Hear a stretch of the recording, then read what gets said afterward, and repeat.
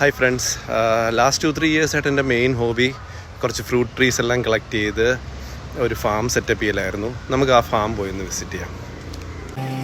2020 video ആണ്. അപ്പോൾ പ്ലോട്ടിൻ്റെ മുൻപത്തെ കണ്ടീഷൻ ഇതായിരുന്നു. JCB വെച്ച് കുറേ പാഴ്മരങ്ങളൊക്കെ കളയേണ്ടി വന്നു. പിന്നെ വെള്ളക്കെട്ടുള്ള സ്ഥലമായത് കാരണം കുറച്ച് മണ്ണ് ഫില്ല് ചെയ്യേണ്ടി വന്നു.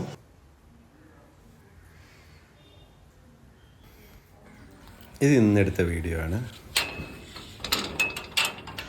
ഇപ്പോൾ കയറുമ്പോൾ തന്നെ ഒരു 70 മീറ്റർ ലോങ് വഴിയാണ്. അപ്പോൾ 2 സൈഡിലും മാവുകളാണ് വച്ചിരിക്കുന്നത്. ഒരു ഹൈ ഡെൻസിറ്റി ഫാമിംഗ് സ്റ്റൈലിലാണ്. അപ്പോൾ ഓരോ മരങ്ങളുടെ ഇടയിൽ ഒരു 4 മീറ്റേഴ്സ് ഗ്യാപ്പേ ഉള്ളൂ.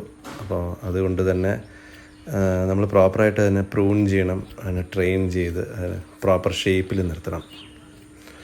അങ്ങനെ ചെയ്യുന്നത് കൊണ്ട് നമുക്ക് പെസ്റ്റ് കൺട്രോൾ, ഹാർവെസ്റ്റിംഗ് എല്ലാം ഈസി ആയിരിക്കും.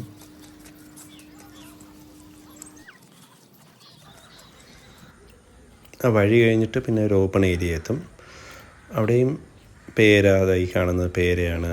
അത് കഴിഞ്ഞ് ആ ഏരിയ ഫുൾ തായ്ലാൻഡ് വെറൈറ്റിയായ റെഡ് ബനാന എന്ന് പറയുന്ന ഒരു മാംഗോ ട്രീ ആണ്.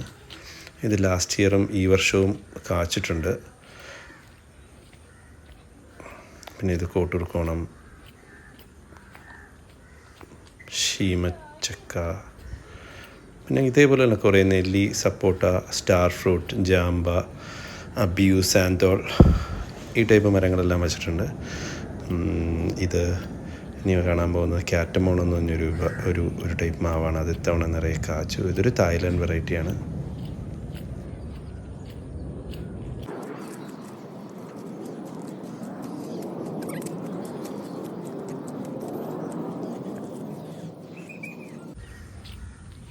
ആ കാണുന്നത് വിയറ്റ്നാം എർലി വരിക്ക പ്ലാവാണ്.